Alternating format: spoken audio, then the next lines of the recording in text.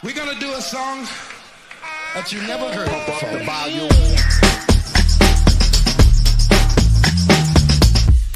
Here they come and get wicked.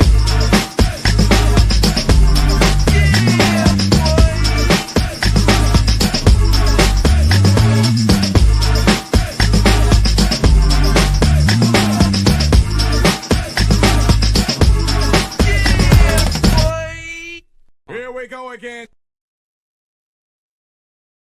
And it's Kennedy, my brother from another mother. What's good?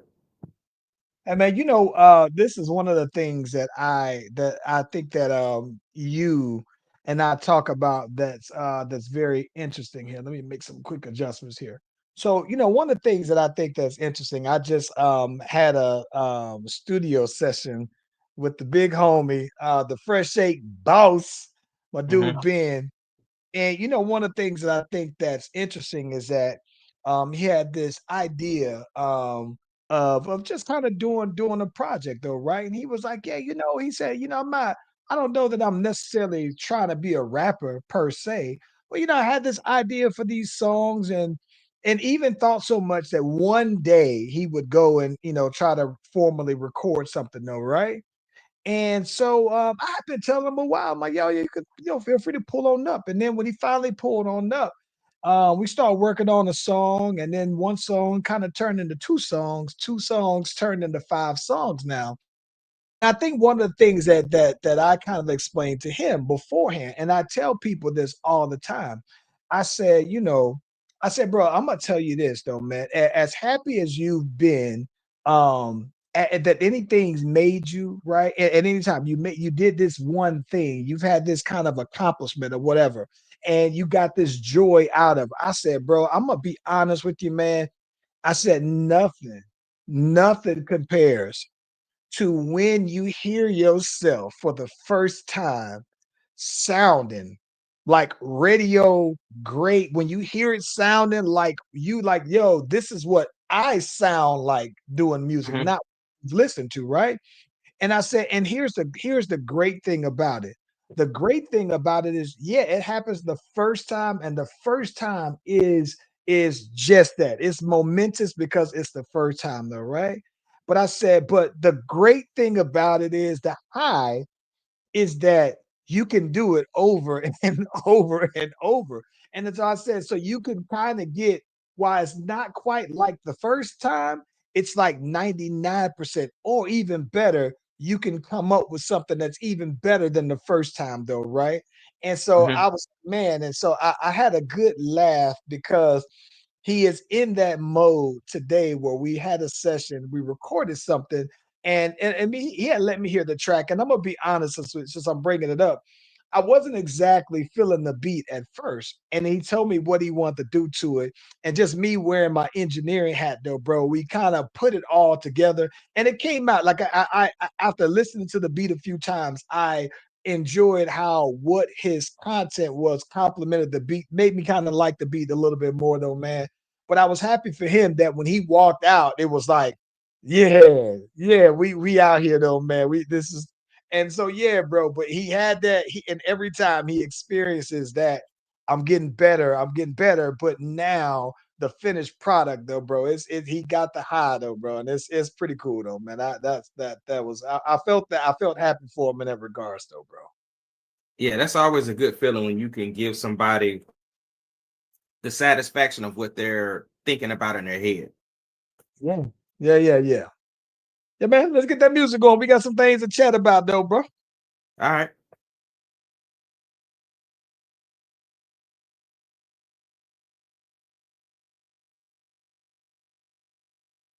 I don't know if the music going, but I'm gonna trust that it is.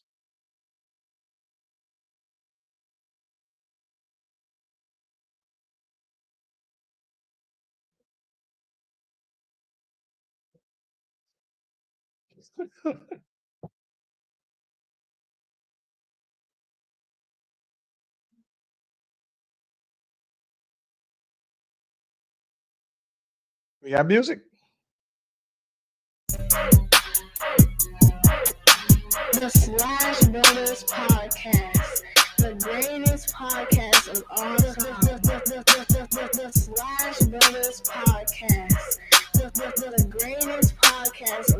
time.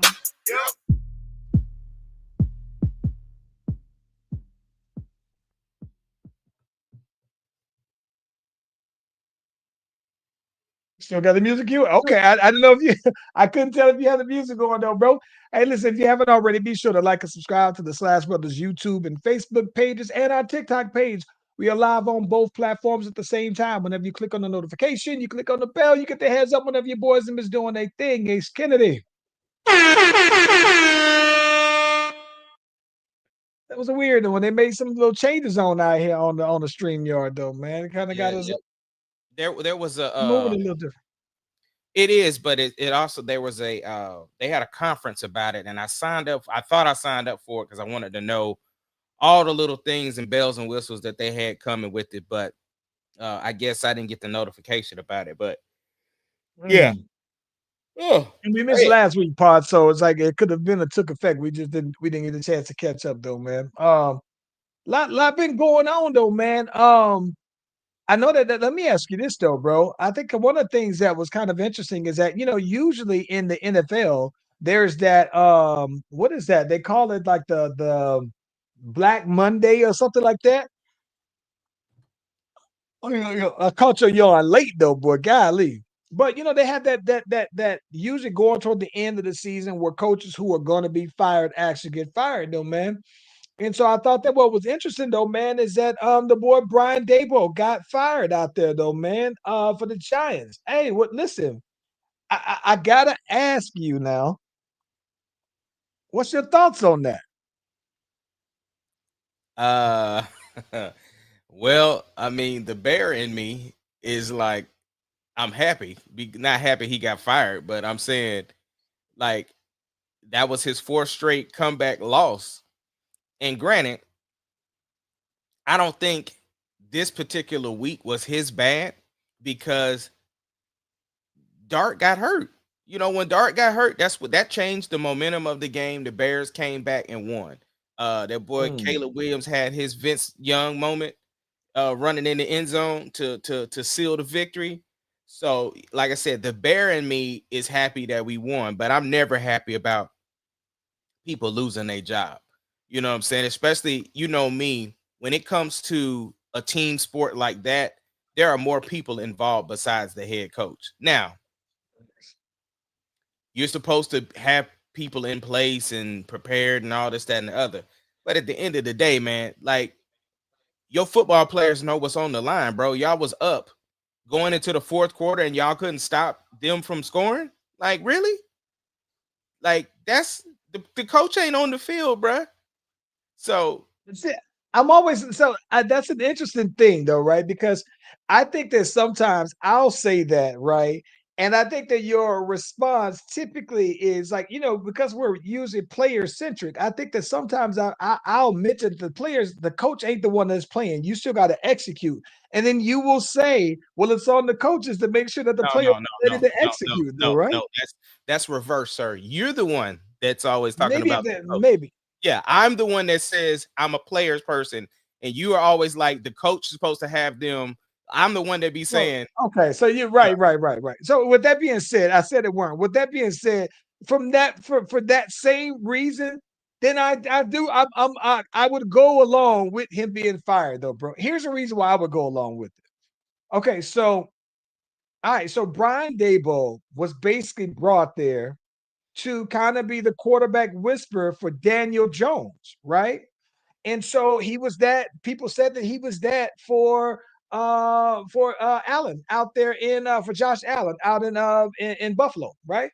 So he got there, and Daniel Jones was never quite what I thought that people that I didn't think that he warranted the high draft pick that they did for him though, right?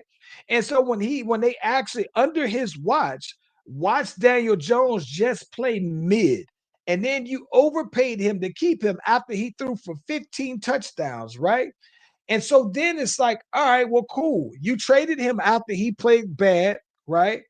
And then you brought in the kid. You brought in Jackson Dart. And so my thing is that Jackson Dart, well, let's say you brought in Russell, right? Okay, well, cool. Russell is kind of, at this point in his career, kind of like that bridge quarterback, though, right? And so then I thought when you go to Jackson Dart, maybe that would have bought him some more time.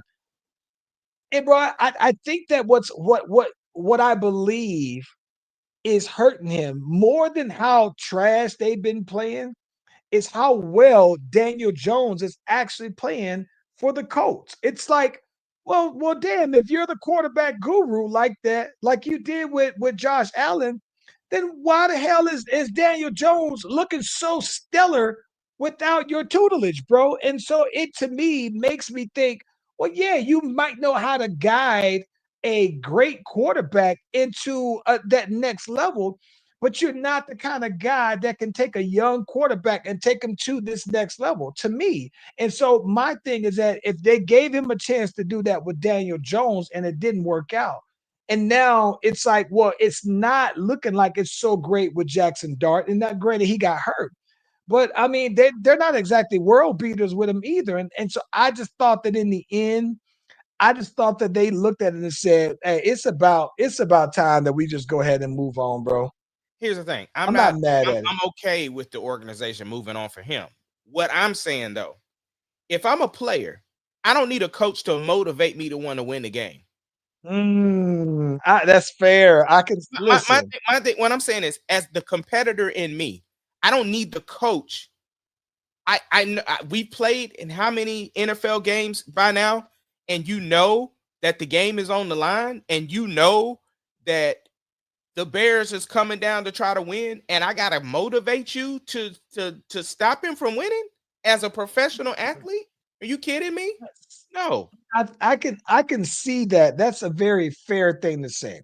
But I've What I'm also seen players who said, listen, I went and gave my all because I didn't want to disappoint my coach. Like there were guys who legit would say no for my coach. I would run through walls for him though, right? But Charles, And at so a point, you play right now. You play basketball right now, right? What yeah, I'm saying is, if all game, number 12 has been cooking, right? Number 12 been cooking. It's 2 minutes left in the game. It's a minute left in the game, 59 seconds, whatever you want to call it. Y'all are down or y'all are up in the game. They got this play about to run, and it's going to number 12. Why does your coach have to tell you that number 12 finna cook y'all when he been cooking y'all all 3 quarters? That doesn't make any sense to me. for basketball purposes, that does make that for basketball purpose that is necessary. You'd want to make sure that just so that we're all on the same page because there are fewer people on a basketball court than there are players on a football field. So I understand for basketball, you're right, Right. right? But But I even think in that this for particular, football, go ahead. for football, because you have so many more guys out there, I think that you just have to make sure that all of the guys collectively are on the same page. That's all. Understood. But even still, y'all have defensive huddles, y'all have all this stuff. What I'm saying is, up until this point, Caleb Williams has been running all over you. Like Caleb is putting the Bears on his back right now to even get to this point. So I'm saying, like, how if that's the case, you don't know what's finna happen. What I'm saying is, no coach can motivate you enough to want, the game is on the line. You know how much time is left. And that's what I'm saying, why I said this particular time, like this game, I get it was the straw to break the camel's back, but I'm just saying the Bears, the way they came back, bro, it was the Bears magic just all over the I field. would shoot. Listen, I would shoot him a little bail, but it's happened a couple times now, right? And I think that that's where I look at it. Like it's like I don't, but I don't see that they are getting any better.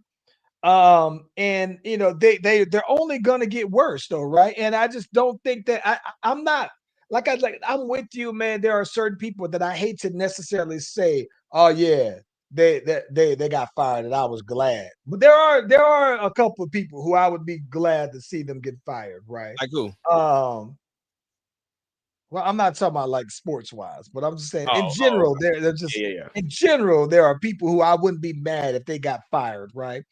But I think that with all things considered though, bro, Um, I'm not mad at it though either though, man. They just didn't. I just don't think that they were. I don't think that they were turning around. Like if they would have, and I thought that them going to Jackson Dart was his saving grace to say, let me at least get a chance to finish the whole season with him. But I'm not that mad at it though, bro. I mean, to be honest with you, I mean, I don't know. I mean, Jackson Dart's been looking good, and I do think that the one silver lining with this is that he does. It's weird. They have played better with Russ, and I don't think I try not to say Russ is washed, but Jackson Dart has came in and he has gave them the spark. So from that regards, though, man, I think you at least know who's your guy going forward, Yeah, but right? I watched Russ come in. I watched Russ come in, and Russ wasn't like he wasn't bad. People weren't catching the ball.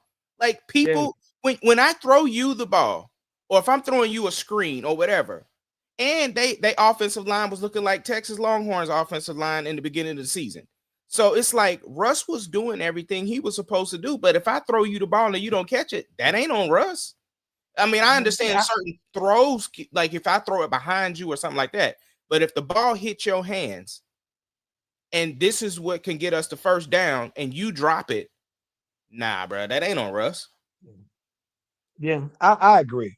Let me ask you this though. So one of the other things that happened here over the weekend is that your president and Cheetos, the orange felon, was at the Washington game. And I thought that it was kind of interesting that he was there in lieu of there was a report that was basically saying that he would like for the new stadium in Washington or that they're building it in Maryland to be named after him. Which I mean, with all things considered, if we're just saying, hey, what ask like they should just name the stadium also after one of us. Like if they named it Charles Venus Field or Ace Kennedy Field, that would be pretty dope. Ace Kennedy Stadium, they kind of got a ring to it. But anywho though, man, he was there. Uh got booed out there though, right? Mm. And they got walked out there. I mean, Detroit kind of did their thing with them, beat them pretty decisively though, bro. Give me your thoughts on the whole ordeal, man. Well, first of all, the Commanders is my dad's team. So, Yeah. and growing up, I will say that Washington was my team too, just because, that was my dad. But anyway, answer your question. He knew before the game even started that Detroit was going to run all over them because, unfortunately, McDaniel, what's his name? Oh my God. Haynes is hurt. McLaurin is hurt. Yeah, but McDaniels being hurt is a big blow. He's just having a rough season with injuries, and Mariota just hasn't looked great. So and then Detroit, they have a squad. So from that aspect, it was a pretty normal what you thought was gonna happen. Now, as far as the actual extra events, I understand from 47, 44, 45, 47 why he would want them to name the stadium after him. As a president, you want to leave your mark as much as you possibly can. So I get that. I'm not shooting him no bail, but I'm just saying I understand why you would want to do that. Um Now, what ties you have to the stadium? None. Like no, no. But anyway, the booing. Bruh, I don't know if that plexiglass shielded what he was able to hear. But he kept that straight face though. He kept a brave face. He kept smiling and waving but yeah, he brought the country together. I can say that because the Lions fans and the Commanders was both booing. Everybody was booing. But I think that so there is some kind of precedent, right? Like uh uh uh the Redskins used to play in RFK Stadium, right? So I Okay. guess he has some precedent there, though, man. And that's where the old RFK. So I believe they play in FedEx Field now, and I've seen that stadium. We actually have to drive by that to get to to Nico's grandmother's house though, man. And then they stayed in the old RFK. That's where a lot of the original Redskin fans, they're demolishing that one. And they're basically saying that, they're expecting for it to be open late 2026. But I think that it's interesting though, man, because I'm talking about why he's up there. I mean, you see them people are giving it to him though, bro. And listen, I think that for somebody who puts a premium on being liked and being accepted the way he does, I know for sure, even at his 80-year-old age, that his ego was bruised because I just think that he probably went in there thinking like, nah, they about to love me though, man. And so, I mean, to see him just out there getting booed and being on national TV where you hearing the boos though, bro, and you see people flipping him the bird though, man. I said, Lord, get this man out of here though, bro. Yeah, He yeah, can take this. He takes it though, man. Look, I'm not gonna lie. He takes it well up front, and then behind the scenes, he might kind of do his own thing or whatever, though, man. But keeps a straight face throughout it all, though, bro. yeah, yeah, yeah. He keeps a straight face, and like I said, maybe he thought they was, how Lou Dort, when Lou Dort come on there, they be like, no. Maybe He thought Lou Dort was there, huh? he thought Lou Dort was there, bro. Something, because Lou Dort ain't Oh my playing right now for the god. Thunder because he hurt. So maybe he thought that they thought that he, that Lou Dort was up in there with him. So I don't know. I don't, and this is my thing. I think that what's interesting is that, I think that one of the things that I do find very interesting though, right, is historically, right, the NFL just hasn't ever really rocked with him.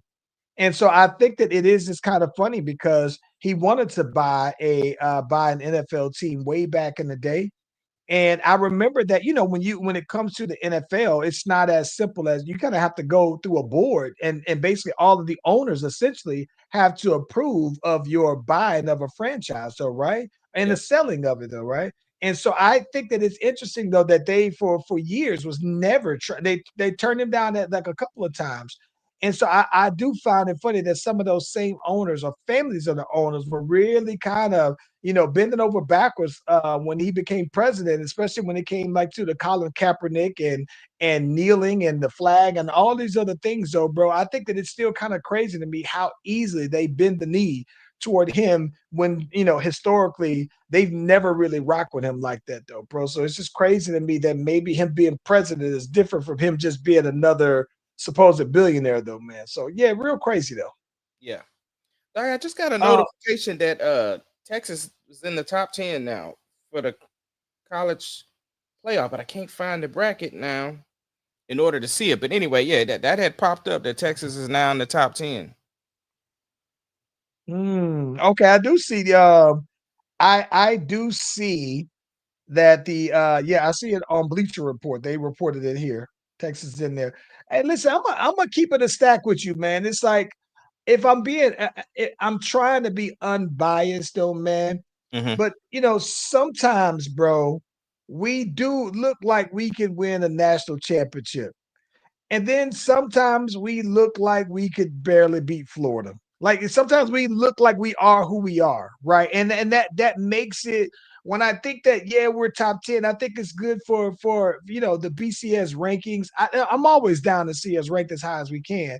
But if I'm honest, I like the progression that we've been making. Like it's no small thing that we beat Vandy and Vandy was on the road. I appreciate that.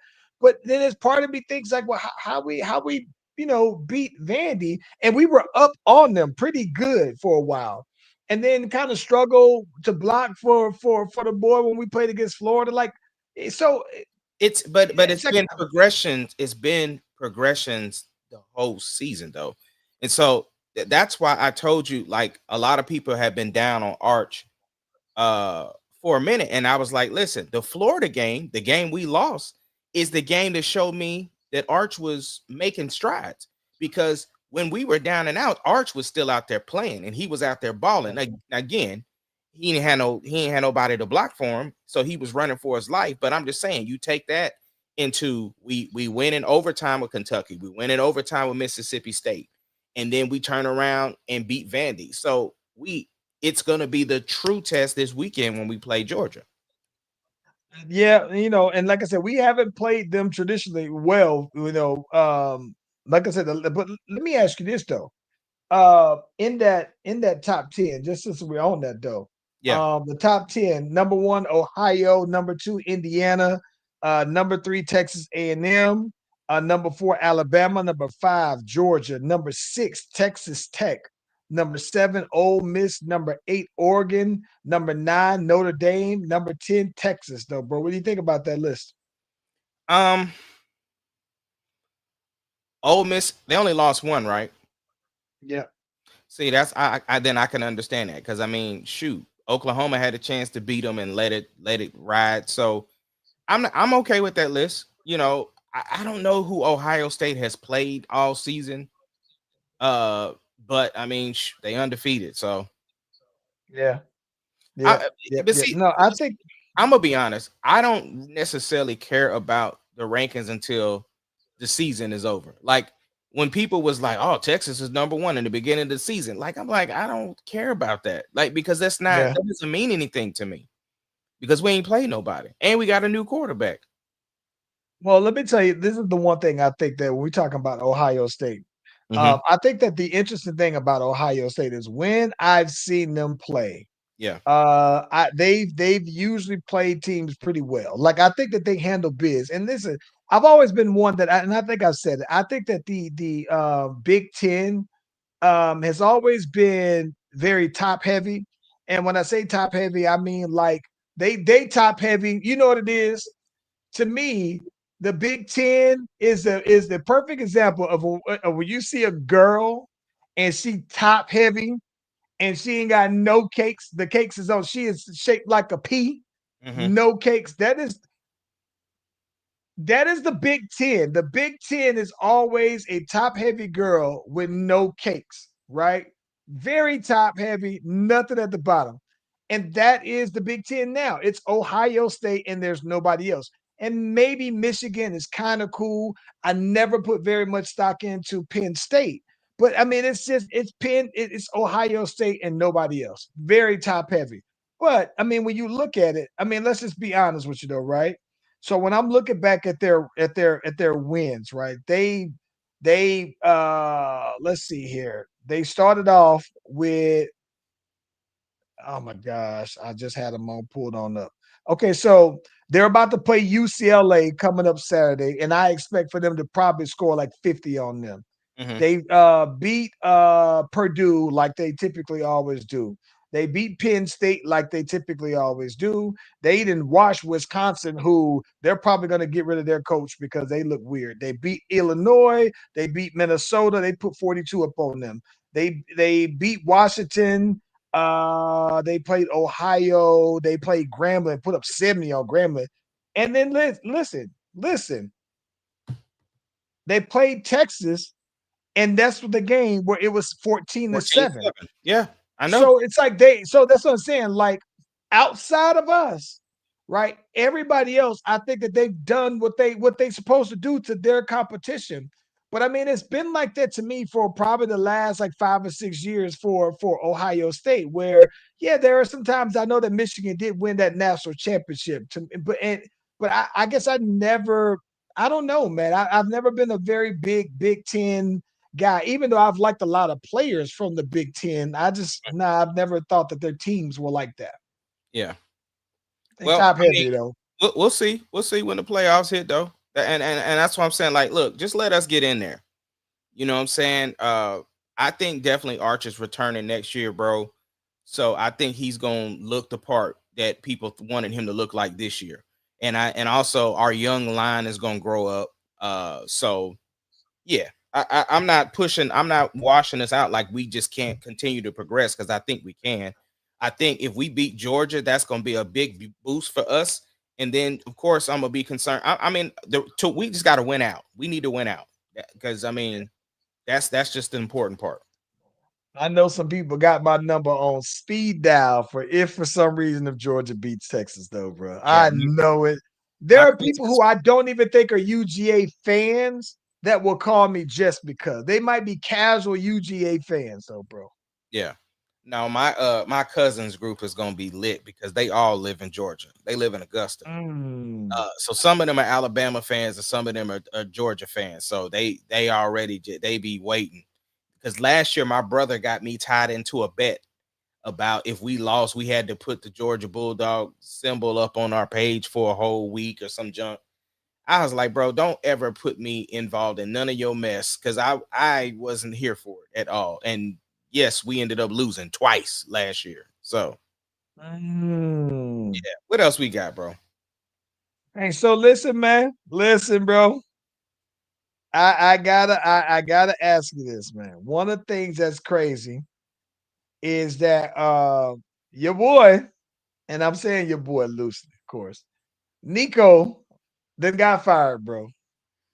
What we doing? What are we doing with Nico, bro? Okay. Here's the let me say this first before I give my 2 cents. Until Nico speaks out for himself and I hear from his lips that it wasn't his idea to trade Luca, right?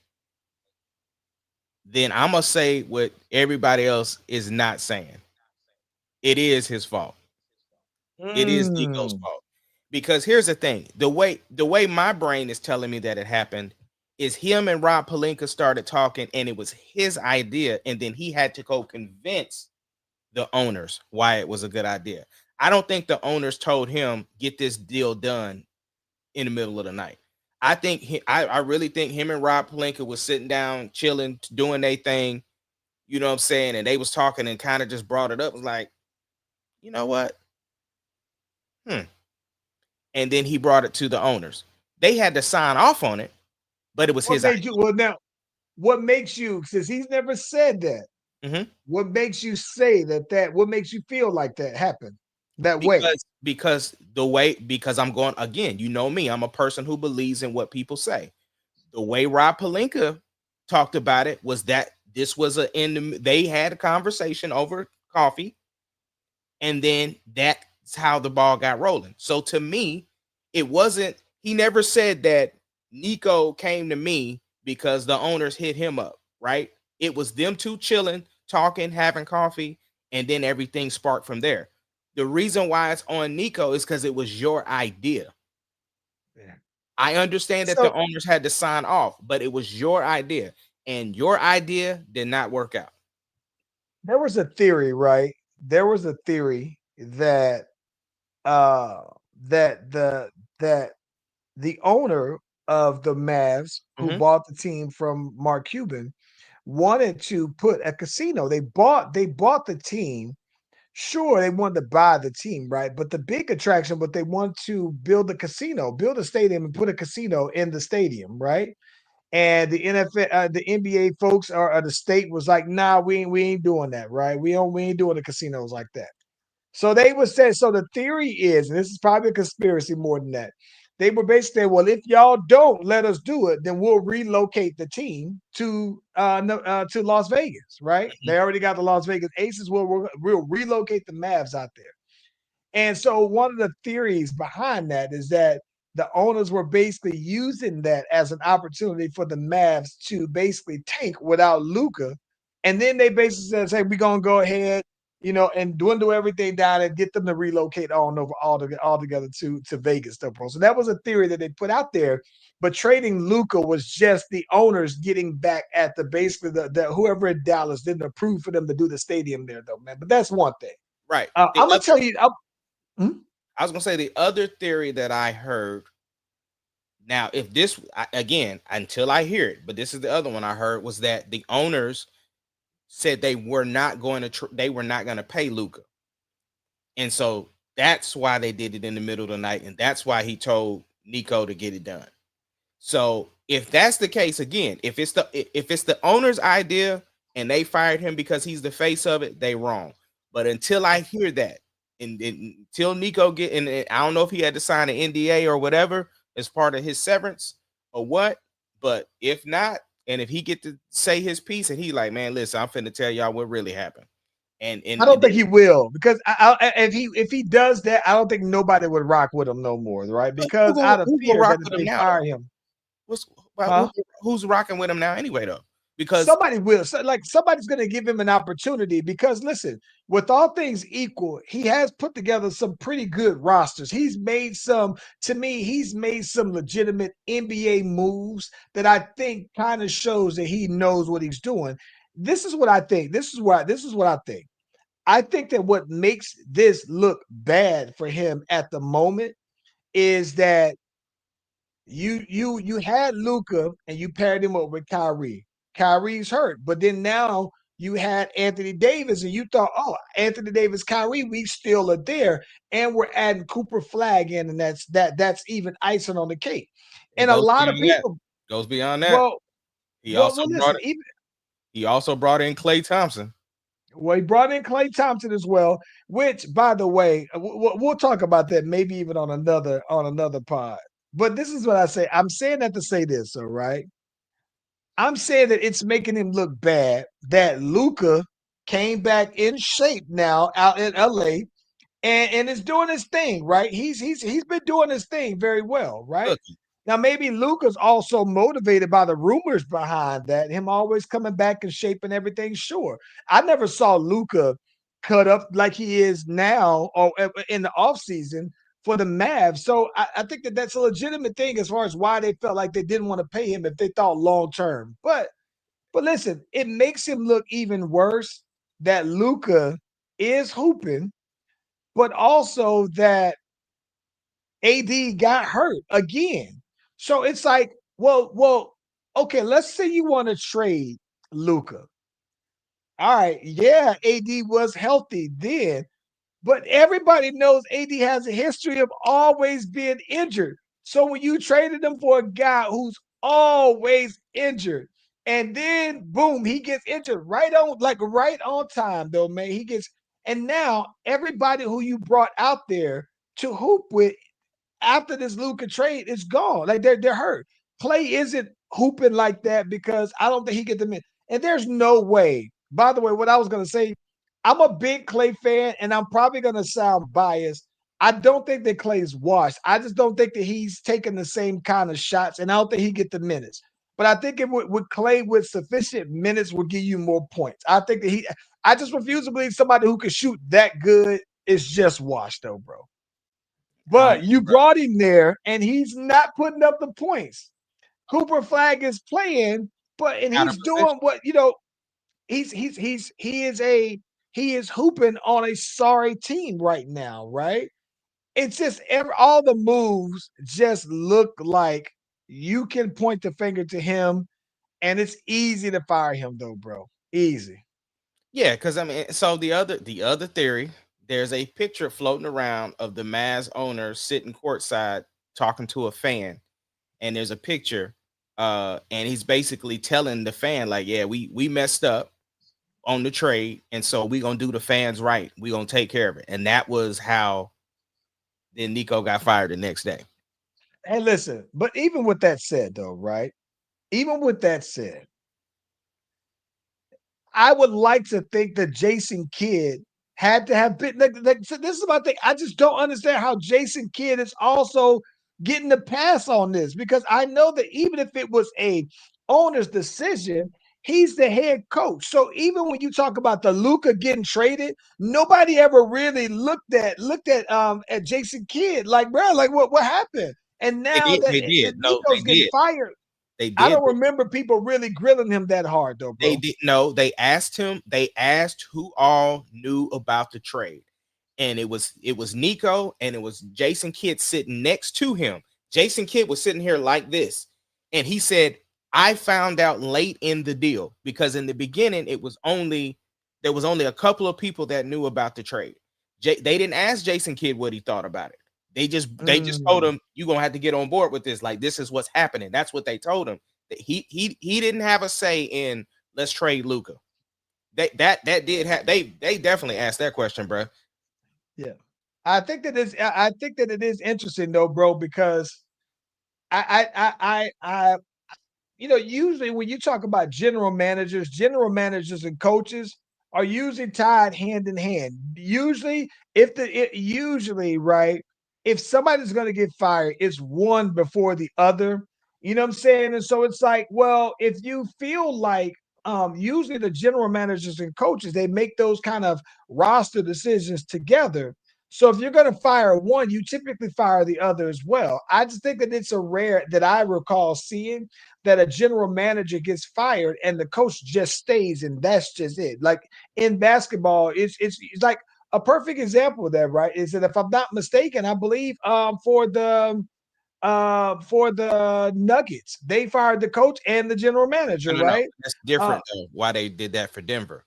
The difference, and I'm gonna give you another example why I say that.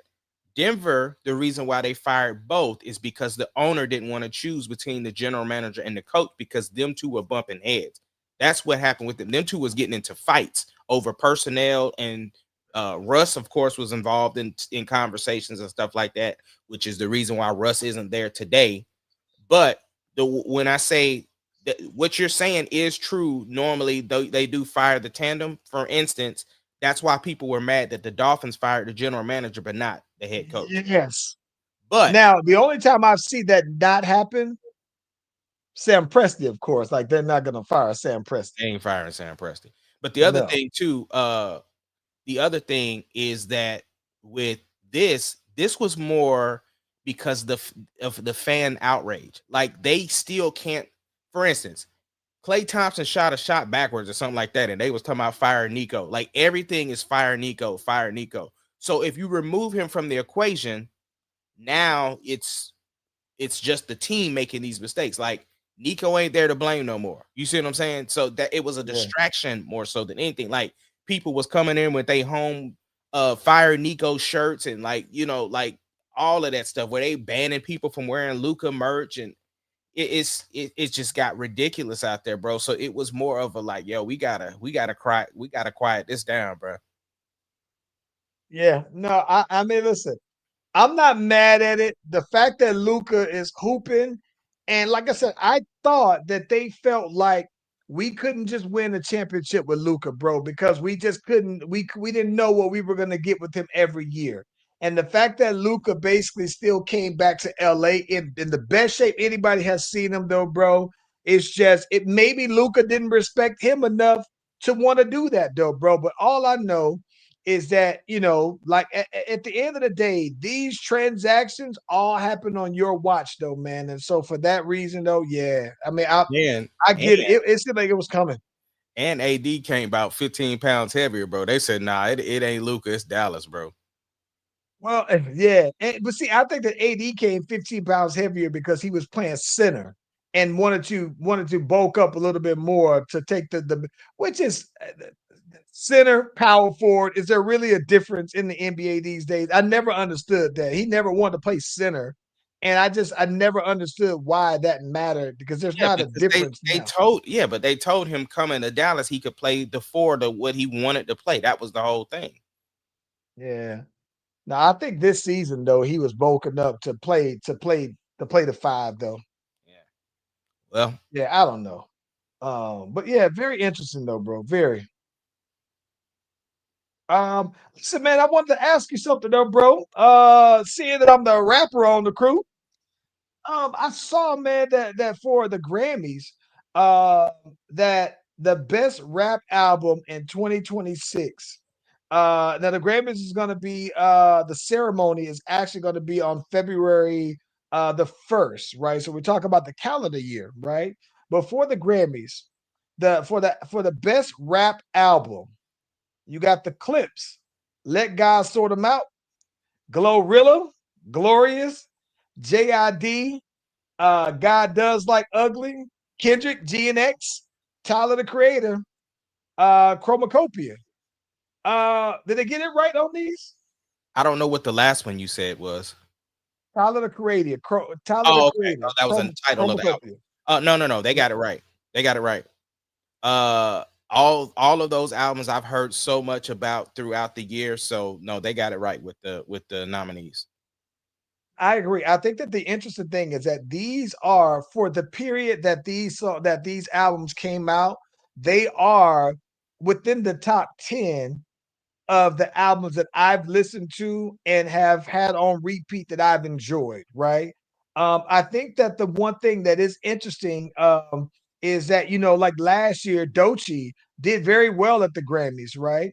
I think the part that I was very that maybe I was that kind of threw me for a loop was that I thought for sure that Kendrick was a contender for last year, but then I guess maybe I'm wrong because if this is February of this year, or when yeah, if it was February,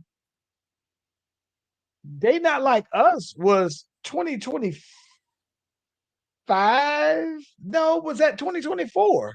So I thought that it was like an album that I thought that that would have been one of the albums that would have been, like a last year contender though. So I think that that's where it's going to be an interesting That was thing the song because that came out because the song came yes. out, but the album didn't come out until later.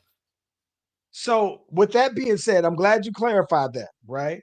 I think that with that being said, for me, right, I would say that the Clips album would win best rap album. But I think that Kendrick's They Not Like Us would likely win like song of the year or best song or whatever the individual is for that particular song, right? Record of the year or whatever they say for the song.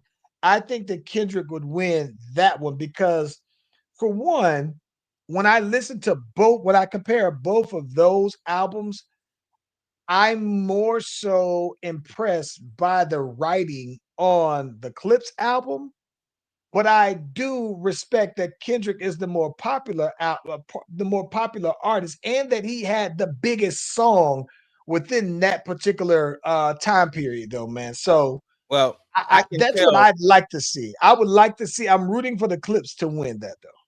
Yeah, I can tell who the machine is behind because those artists were all big machine artists. But I am surprised Jordan Lucas didn't get a bid. Well, the Clips. Wait a minute. Wait. Let me. The Clips didn't have the big machine because they left Def Jam and put this one out independently, though.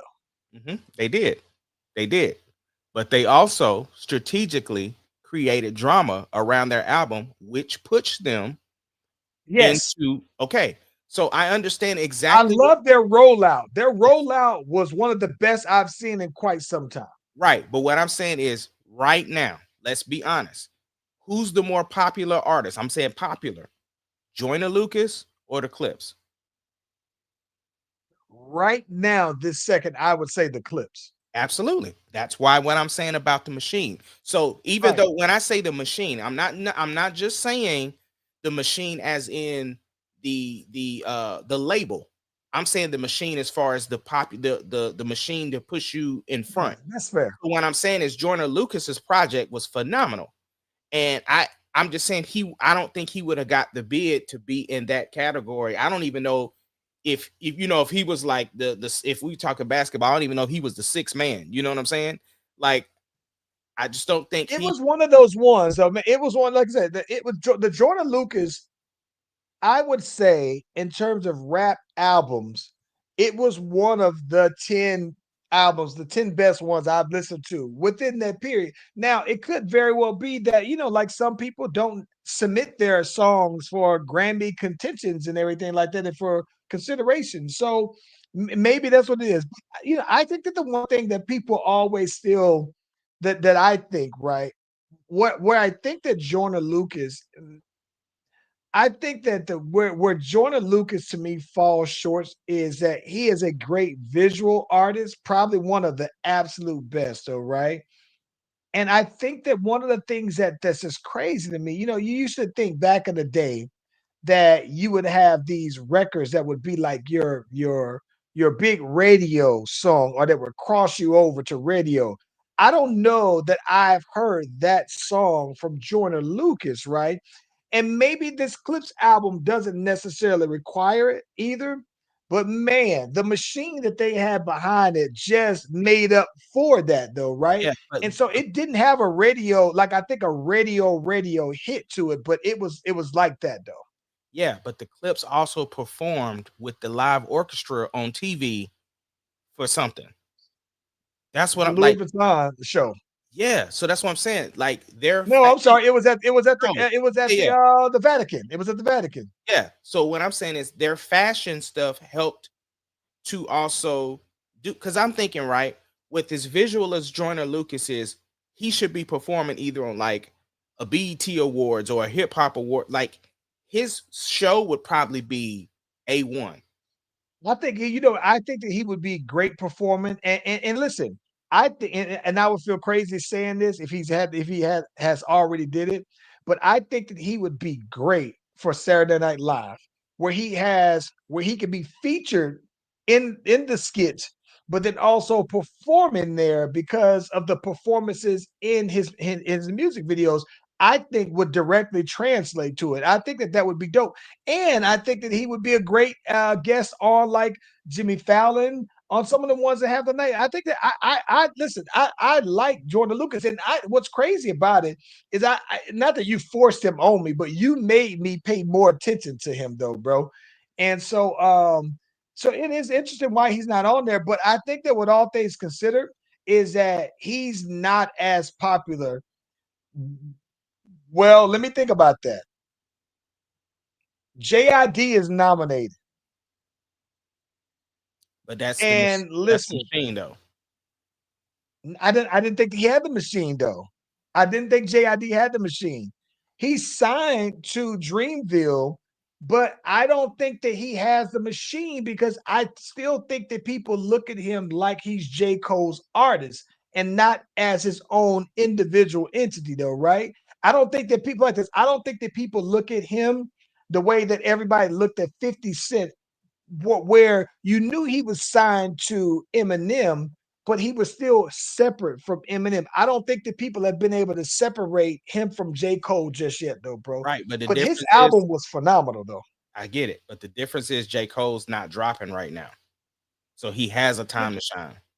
That's true. But even then, when 50 was dropping Get Rich, Eminem wasn't dropping at the same time. So he had the same time to shine. I just think that people just for some reason though, I don't think that people See, and to me, the comparison to that would be, in my brain anyway, is the reason why Schoolboy Q never really picked up like that is because there was Kendrick. well, I think Schoolboy Q fell back for personal reasons, though. I mean, I get the Yeah. later half of it, but I'm just saying, like, why he didn't pop as hard though is because, like, it's almost like what you're saying with JID, right? It's like you still Cole is still, that shadow is still there.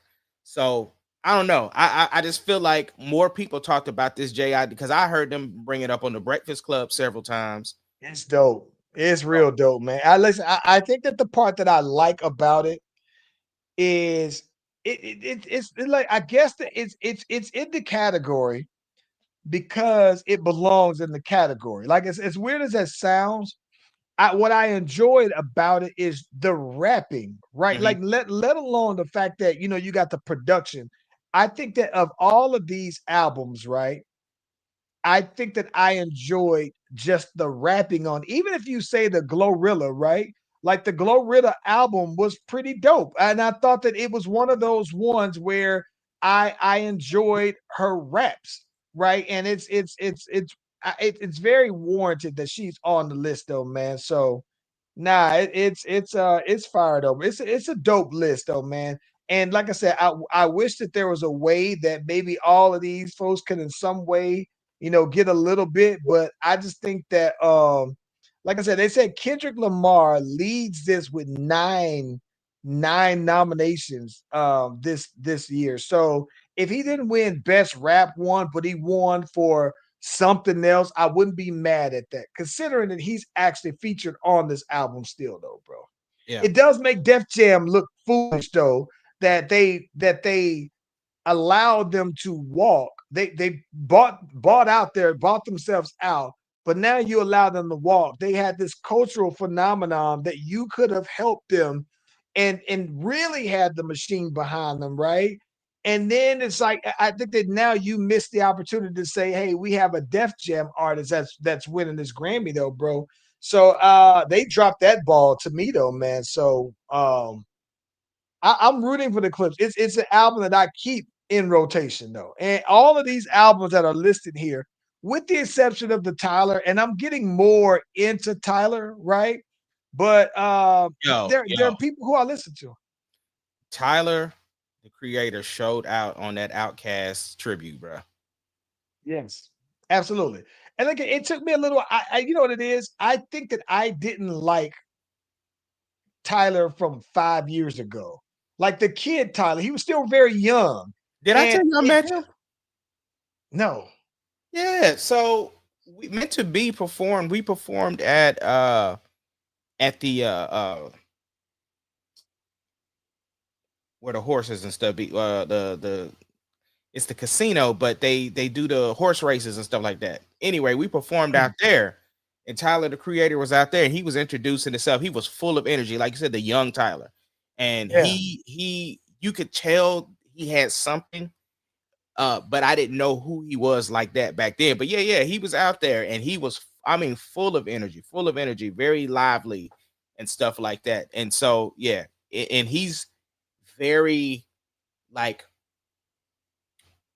about his like who he is, like what his sexuality is, like all of that stuff is he's super fluent about stuff. And so because I know at one time, what's the dude named Jared Carmichael?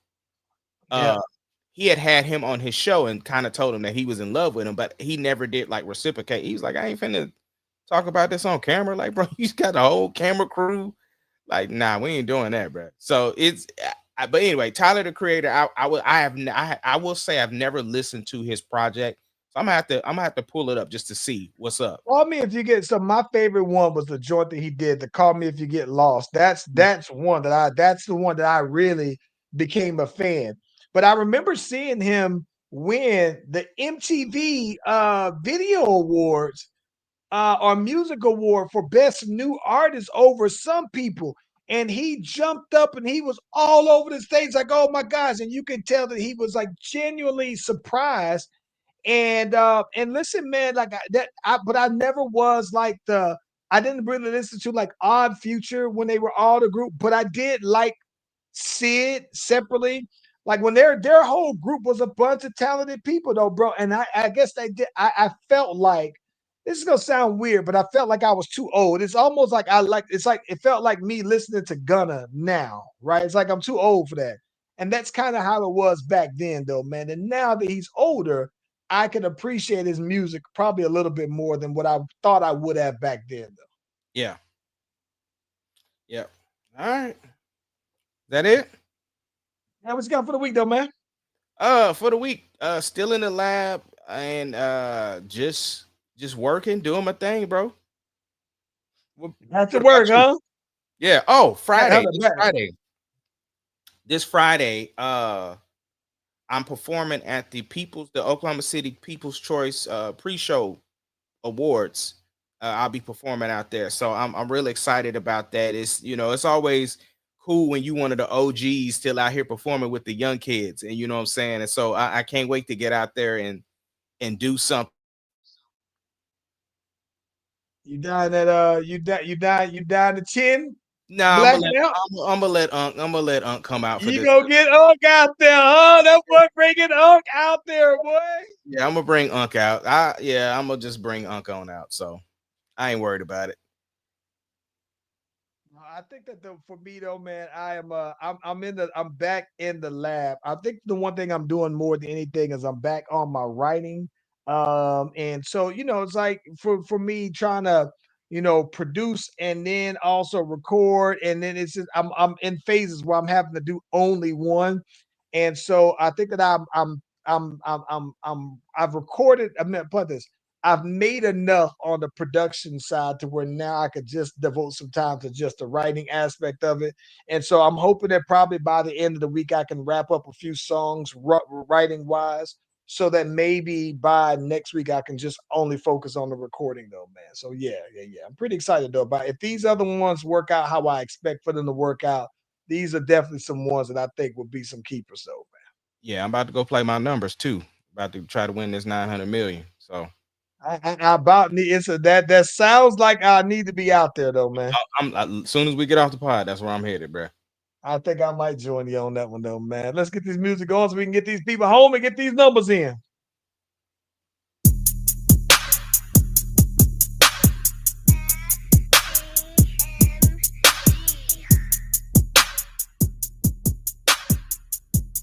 It doesn't matter what your name is. Slash Brothers Podcast, the greatest podcast of all time.